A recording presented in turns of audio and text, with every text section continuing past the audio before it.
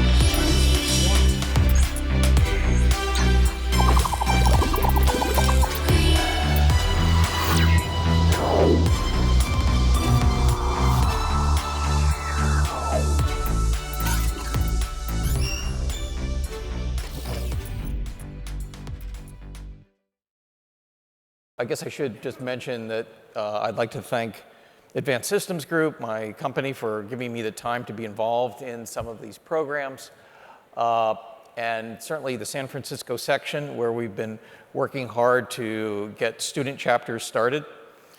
And what I'd like to do is to start by suggesting that have the audience just think for a moment, if you were 16, if you were in high school, and you were thinking about what college or what you wanted to do with your life, basically, what would be the kind of questions that you might have?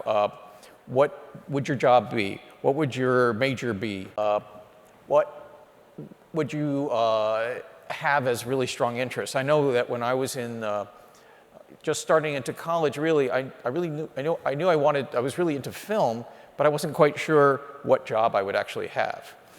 So the first question, I think, really for us is, what is SMPTE and what makes us relevant for the new generation?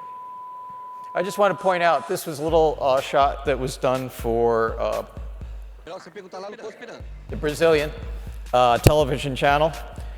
And the point I want to make with this ad is the first thing you see is color bars. Really, the point here for me is the fact that color bars are such a ubiquitous part of what we see everywhere, and it's the kind of thing that students and other young people and people outside of the industry see as evidence of the work that we do.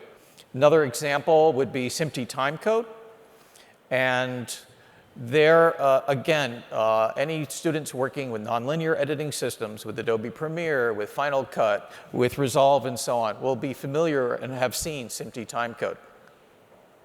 So we are the Society of Motion Picture and Television Engineers, and that's fantastic. But the point is that there's things beyond that. So they tell us that over the top is the new normal, and we're seeing more and more television programming, films being delivered through streaming media. So I think it's important that we describe SMPTE as something that's bigger and goes beyond just the film and television world, but encompasses digital media or professional media in a broad way. So, I don't know, some of this, okay. This is a slide that was actually pulled out from, the slides are like out of order from my notes. This is a slide that's actually from the new SMPTE presentation that we have, to kind of give you an overview of what SMPTE is doing as a whole. And what you see here are various bands in a spectrum of new media like immersive media and artificial intelligence and better pixels and video over IP. So we need to tell the story in a very general way about what SMPTE is all about. So one thing that Pat Griffith has pointed out to students is that SMPTE is all around you. So if you're watching Netflix, if you go to the cinema, if you care about storytelling, all of these are aspects where SMPTE has relevance for students. So the question then is, what do students offer SMPTE? Why do we want to bring in this new group into our membership? So if we look at our membership, and you look at how many members we have in different categories, you'll see that, in fact, students are actually a quite substantial amount. They're actually about 15% of the total. Now, if you then compare age bands, and you look at the different groups of the under 25 at 15%, and the next group between 25 and 30, you'll see that, as I said, this first group of students or under 25 is actually the largest single group within SMPTE. However, if you then look to the far right of this graph, what you'll see is that more than half of our membership is over 55 years old. So what that tells us is that bringing in young members is essential to the very life of our organization. So not just in terms of having students come in to help become new members, but also the perspective that they can bring to our industry is absolutely critical. So right now, of our membership, we are 91% male, which is a pretty scary number. So 9% female. But if we look at our student members, a quarter, about 24% are female. And we did a career day in April with the SMPTE Hollywood section, and among the students that came, 50% were female. So to create diversity in our organization in various ways, again, students are a real important opportunity for us.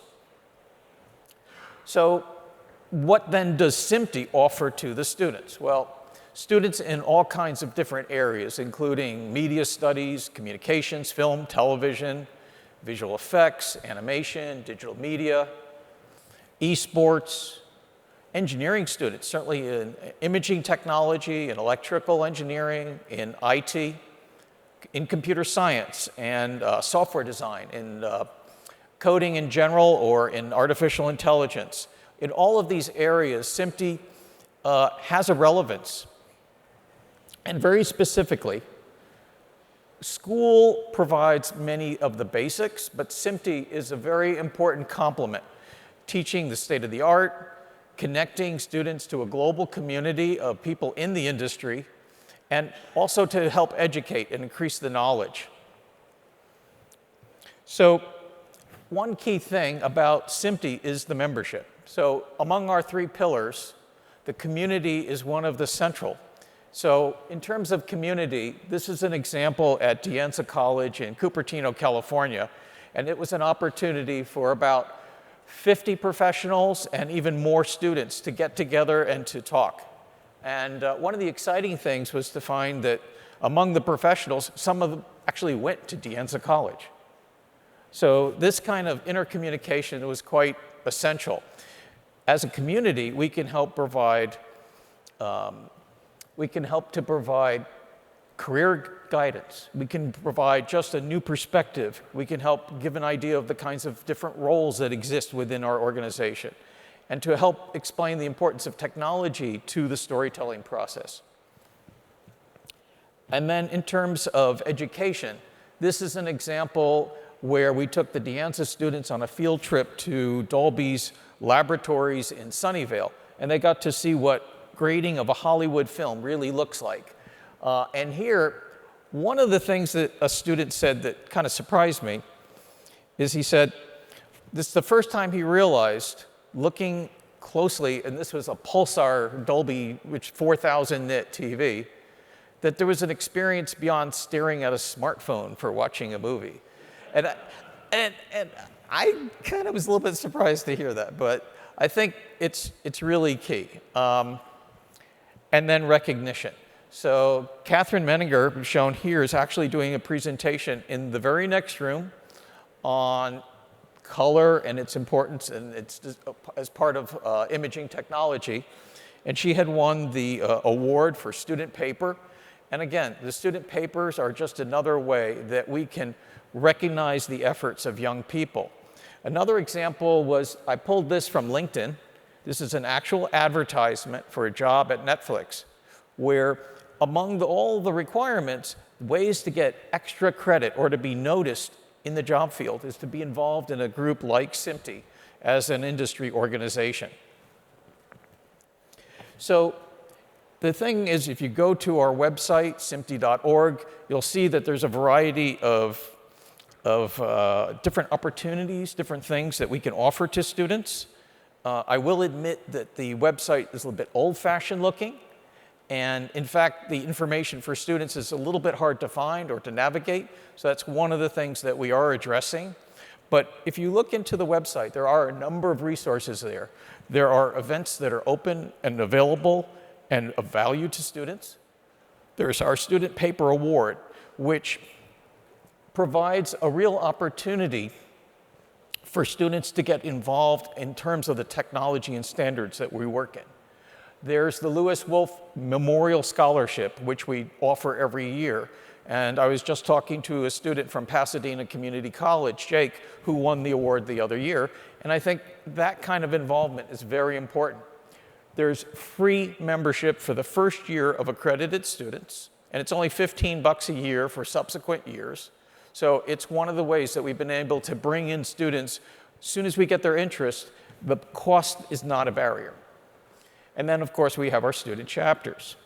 So the student chapters are really, really crucial because they've helped to grow our organization. And if you look with more than 25 sections, professional sections, and 30 student chapters, they've really been a very important part of our outreach. And in fact, they're spread around the world. There's quite a few in the US, in the United Kingdom, in Australia, and other places in the world. And if you look at the list, in addition, Toronto, Montreal are examples of professional sections that have just made the students part of their section. So that's certainly an option. And in terms of other chapters, I'm pleased to announce that West Hills, which is actually a high school in combination with Newport Mesa High School in combination with West Hills Coahuila College, is starting a new chapter, and we're getting them on board this week. And we're doing this in combination with AVIXA, the AV organization. So we were very excited about that. In addition, San Francisco State is in discussion with us, and they have a special website called CSU Entertainment Alliance that combines all of the California state schools that have programs on media, and SMPTE is now part of that website.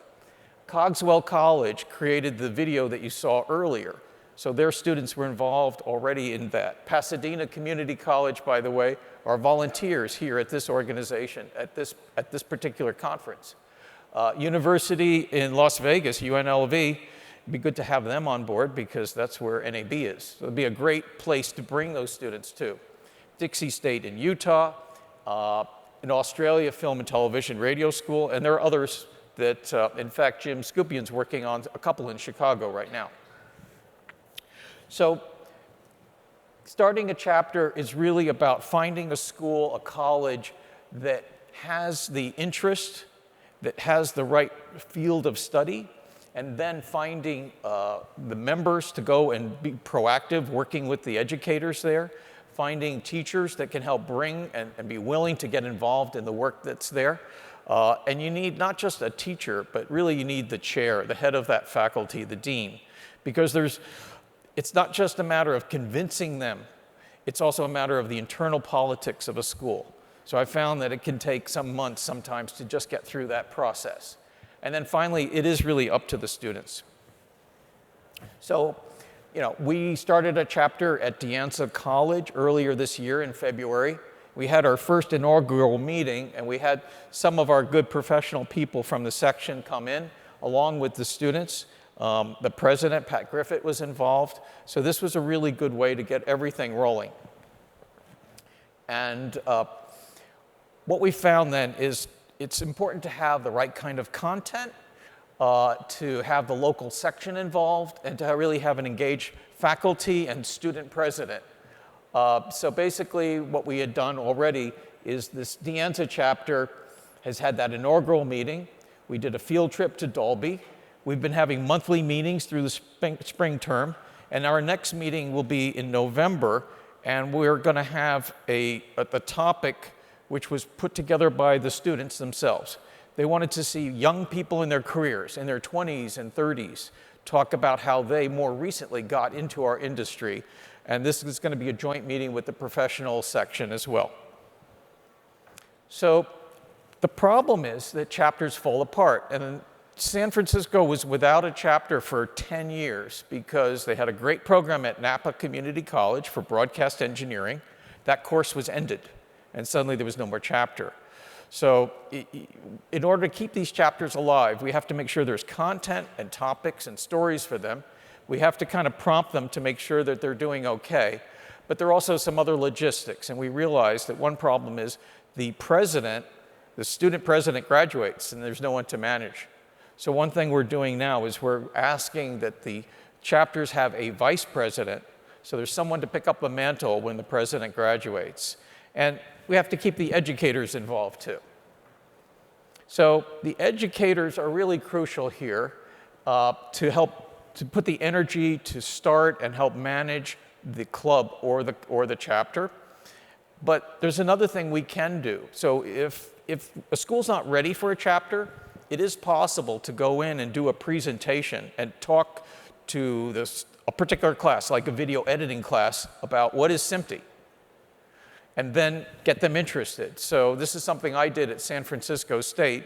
There are about 40 people in the class, so we give a whole pitch and a story about what SMPTE is all about, and then after, 4 students signed right up as to become SMPTE members. So without having to start a chapter, we're already getting, slowly into that school. But the other thing is that we need to educate the educators so they can understand what's happening with these new technologies, what's going on with volumetric video and video over IP and HDR and all these important things that are happening, and certainly the new OTT platforms. Otherwise, their film courses and their television courses will be out of date by the time they graduate. So reaching students through our website, reaching them through other kinds of informational things. Peter Wharton, our vice president of the membership committee, started Media Forward, so we have a website targeted directly to students. And then beyond that, what we need to do is we need to use social media, and students like Instagram, and obviously YouTube and Facebook and so on. So take advantage of all the social media opportunities that exist out there.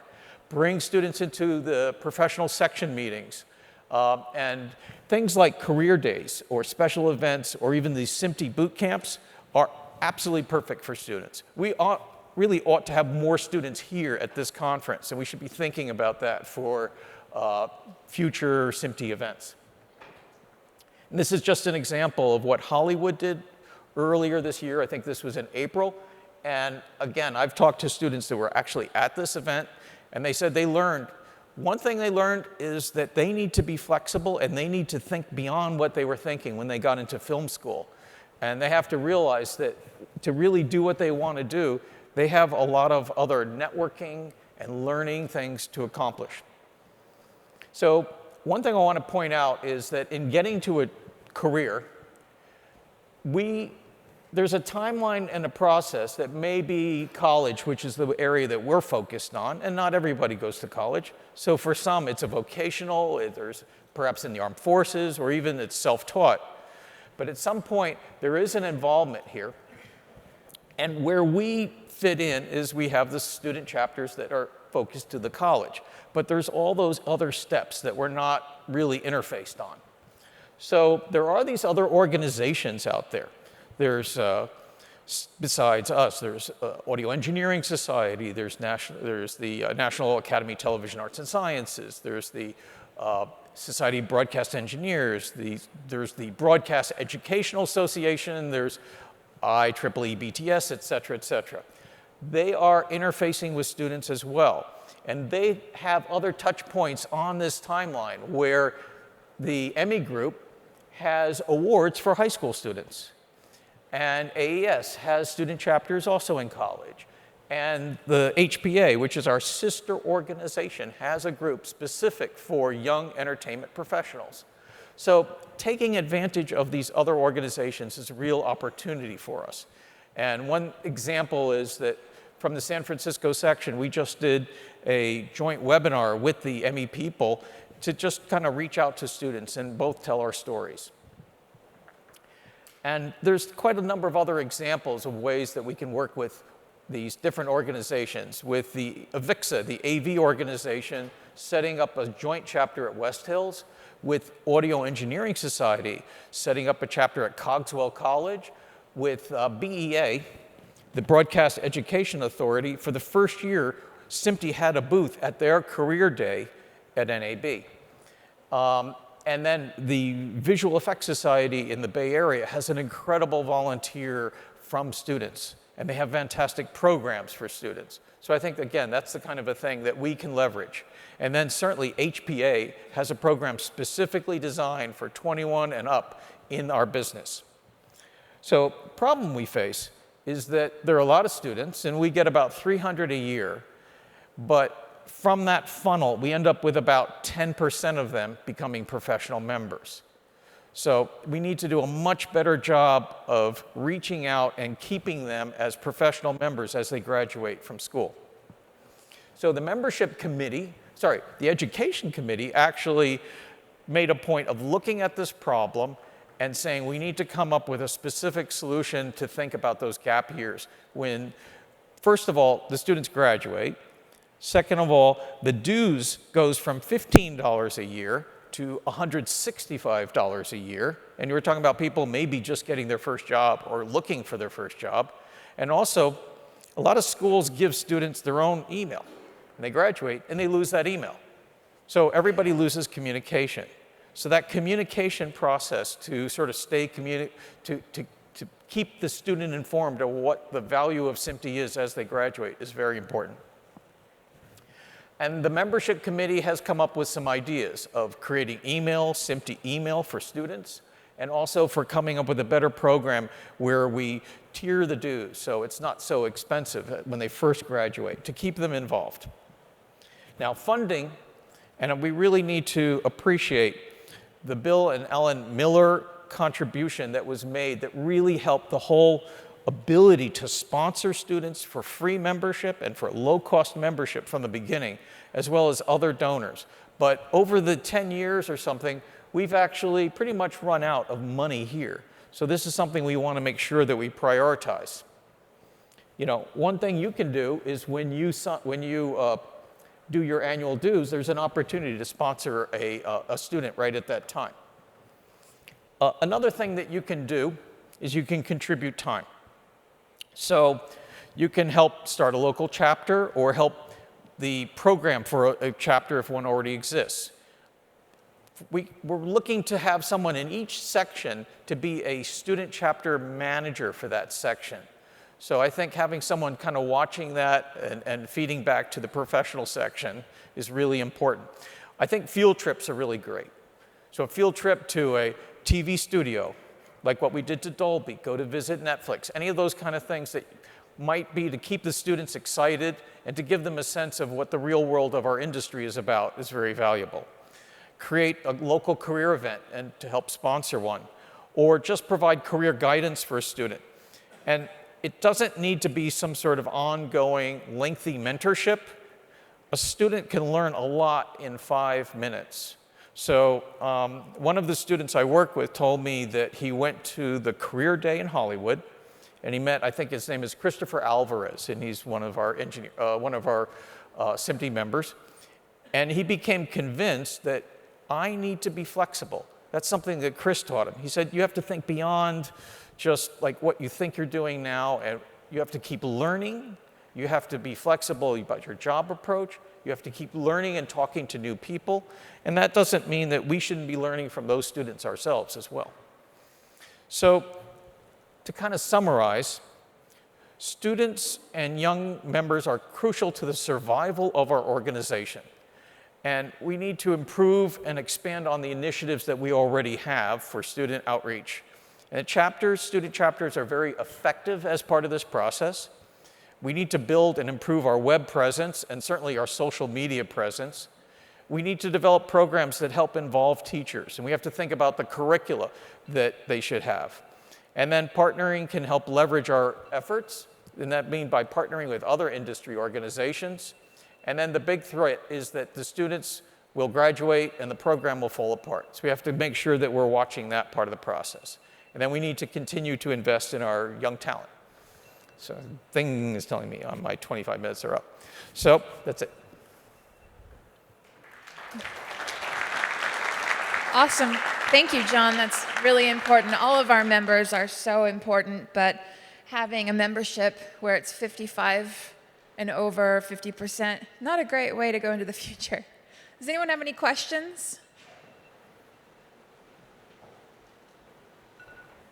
Not so much a question, because I need to talk to you later, John. Yeah. Peter Whitesell from the UK. Yeah. Let me just give a quick outlook of what we've got.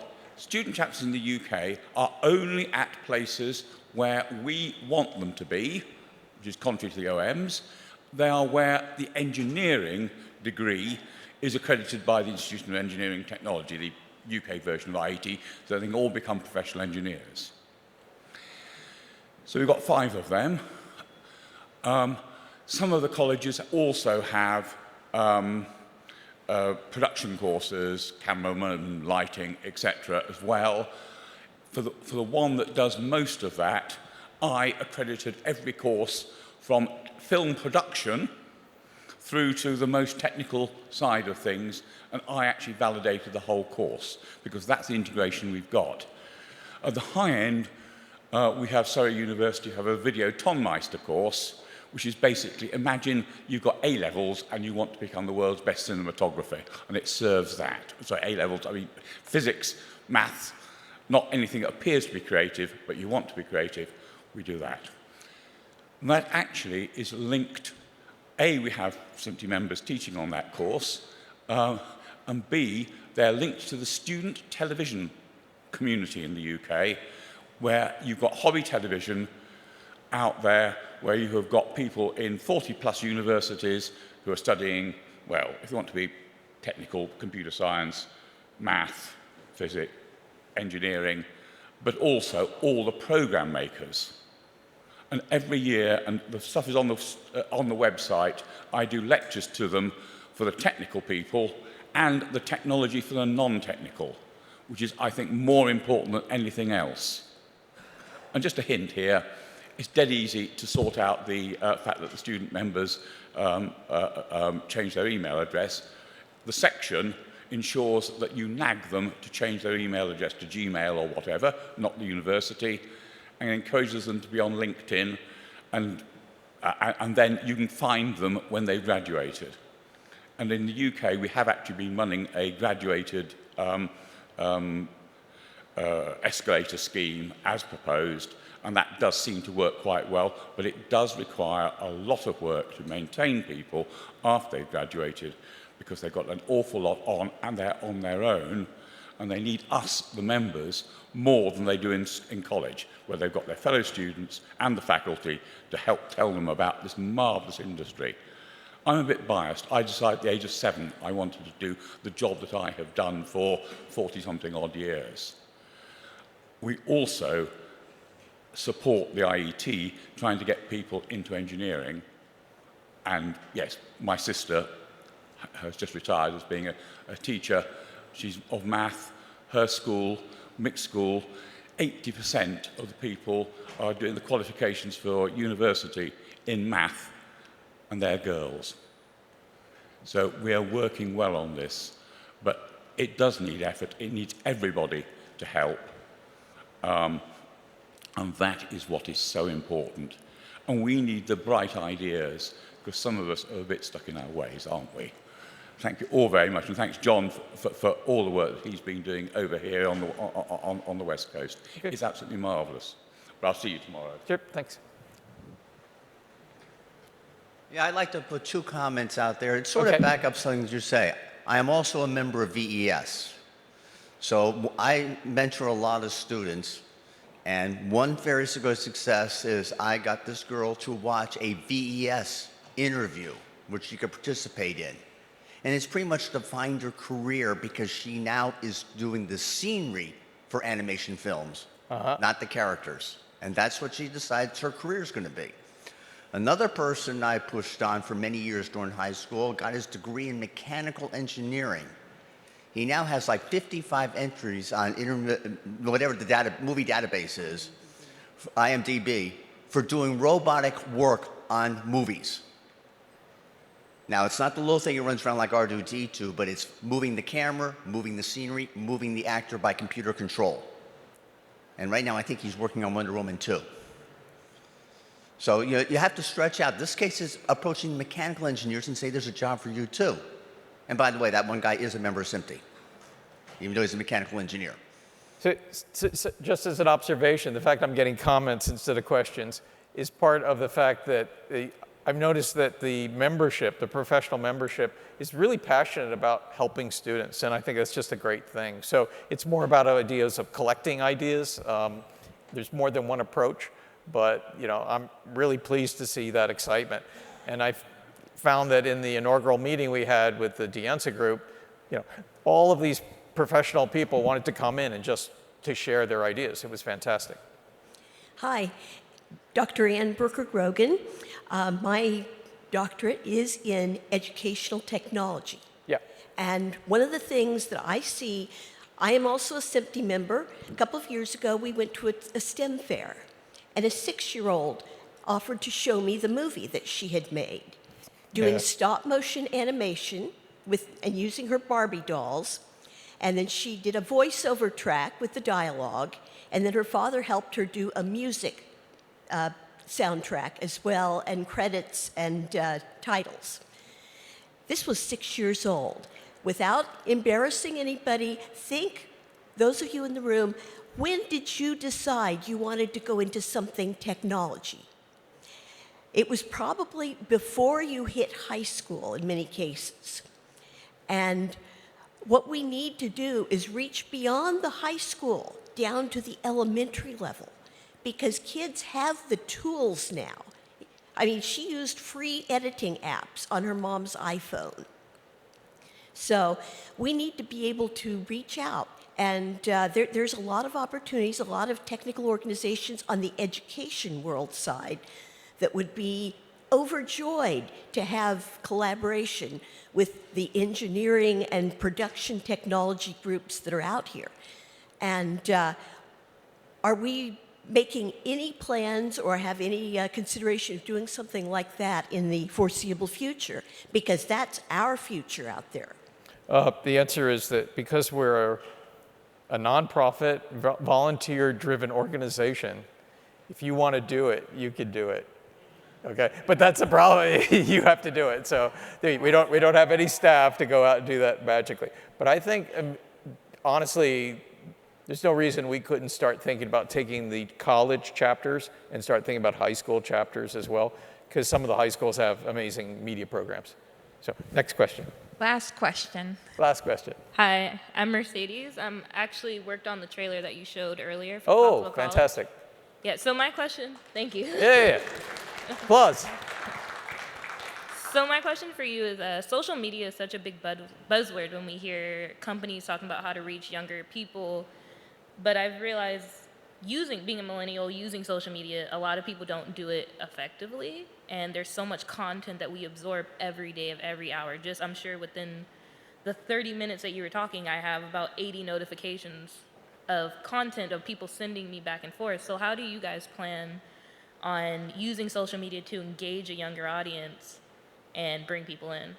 Well, Peter, so Well, have a quick answer to that, and then I know the day's running late, but thank you. Pete. Thank you. So I think, one of the things is we want to make sure that it is your generation that's speaking to you about SMPTE. So one of the things we want to make sure, I'm not the person to do your social media. I don't even do Facebook, so I'd be a really lousy person to be the one leading that effort. But we want to have graduates who are student members of SMPTE when they graduate and move into the workforce, first to be advocates for SMPTE within their new employers, but also then to bring in those students and go back and speak to the students at the schools where they came from. So the voice and the person you're seeing that represents SMPTE is one of your peers and not someone with old gray hair like me. So I think it's really important to do that. And I think those people, so as you graduate and move into the workforce, you'll understand how to reach in and pull those students in because you understand what attracts them in social media and how to speak to them in ways that, I don't know about John, but I certainly wouldn't, So thank you. So I think that not only do we want to get perspective of students, but we want to empower students so they can help drive that kind of stuff, because in a lot of cases you could be a lot faster. I did not get 80 tweets during my 30 minutes. I'll let you guys do that. So with that, thank you so much. Yeah. Thank you, John. And Thank I just want you, to say John. what great work John has done. As a membership director, it's just been outstanding to have you. Thank you.